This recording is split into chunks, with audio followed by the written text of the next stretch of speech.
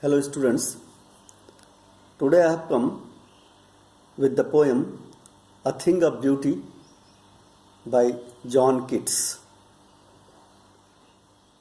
First of all, I would like to tell you about John Keats. He is known as a romantic poet and he died in a very little age of 25 years only. He was born in 1795 and died in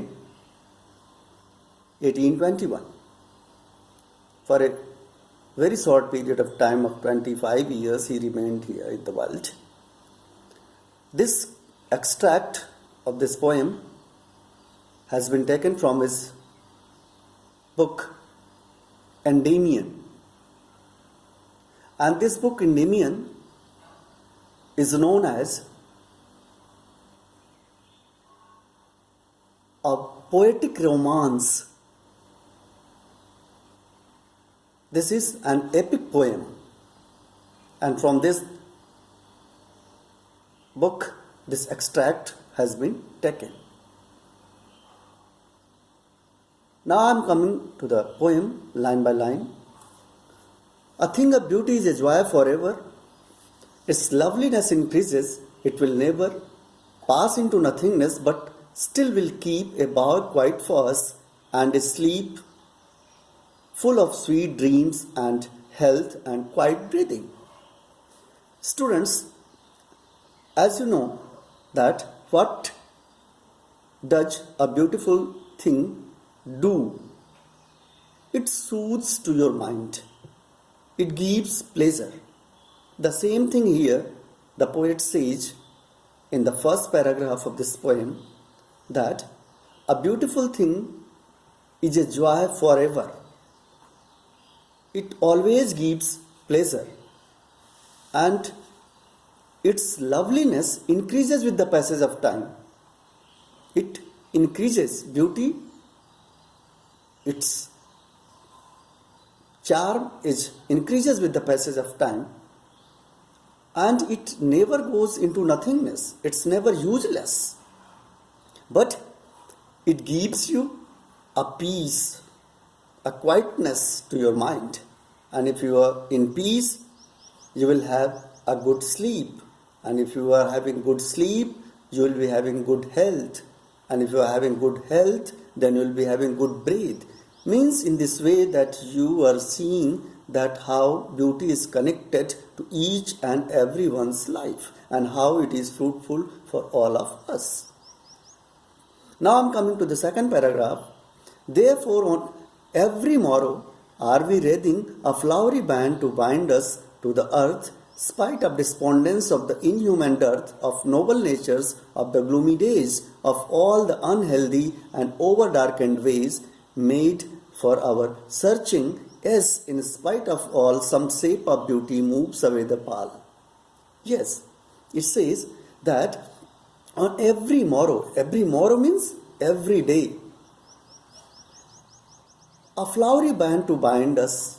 Nature has provided so many situations, so many things which bind us to the earth, with the earth, which creates love in our mind, in our heart towards each other. That is natural beauty he is talking about.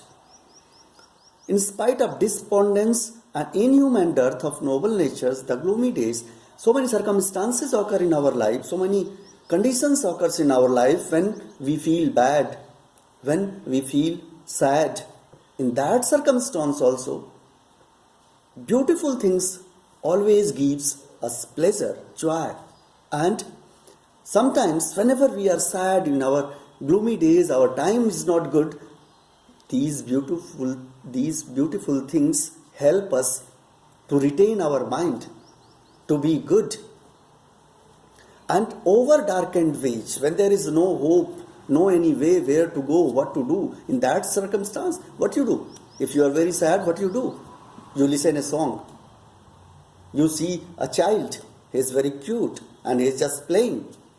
That playing of a child, you are sitting at the bank of river Ganges, that beauty of nature, that beauty of that flowing water gives you pleasure, gives you peace in your mind, that changes your mood, that over darkened wage, the darkening which is going to cover your mind is ended.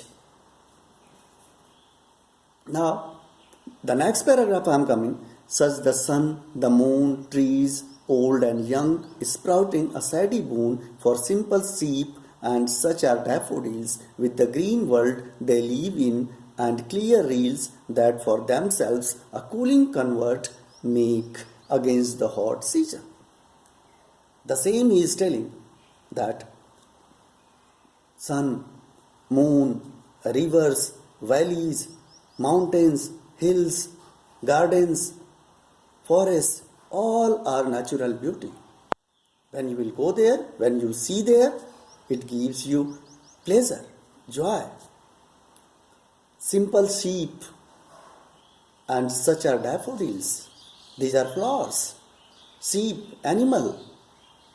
Just you see the kid of any creature, any animal, how soft it is, how beautiful it is. With green world they live and reels water resources. They give you, they make you cool in the hot season. When you are feeling very warm and you sit over there, you feel relaxed. That relax has been given to you by nature. So, in all circumstances of life, nature is always beautiful for you. Musk rose blossom, and such too is the grandeur of dooms we have imagined for the mighty dead. Yes. And with this, poet is not telling only these things. He is telling that sometimes we are getting in the story that our warriors are fighting for some good deed, although they are killed. But that story is also a kind of joy.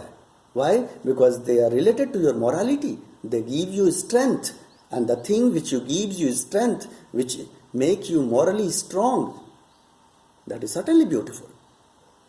So, all lovely tales and we have heard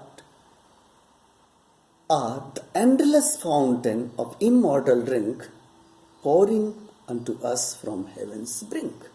Poet is telling that all these beauties which has been given to us by nature, we are grateful to the Creator that He has given such a beautiful world to us, which is continuously pouring nectar into us so that we can enjoy our life with this natural beauty, and we can.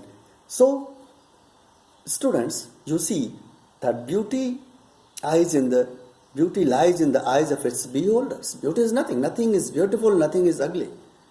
It very much depends on its onlookers, from which side you see.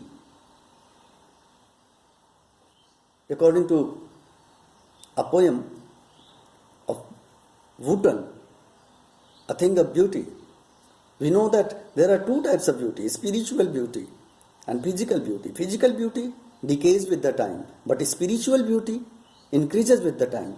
The same thing is here. The eyesight of seeing and feeling natural beauty is a kind of spirituality, and it increases with the time. It never goes into nothingness. So, students, I hope that you would have understood this poem, and with this I am coming for some of its questions. First question I am saying, how is a thing of beauty a joy forever?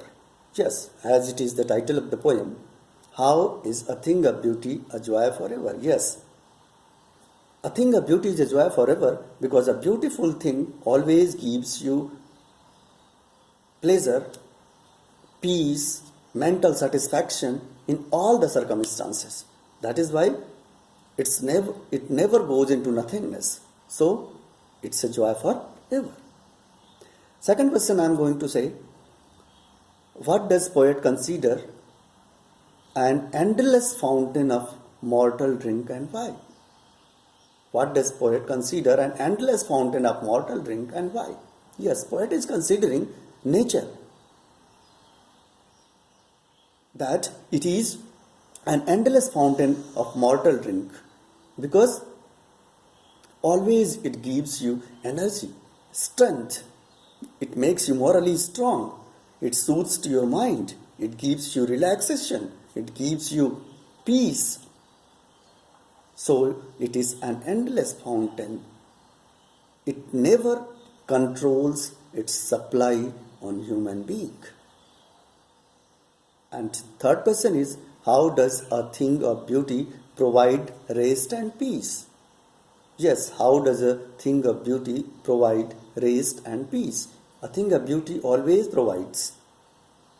A beautiful thing always provides rest and peace. Because if you are in a sad mood, gloomy mental condition, you get a beautiful flower. Why? Why only flower has been chosen?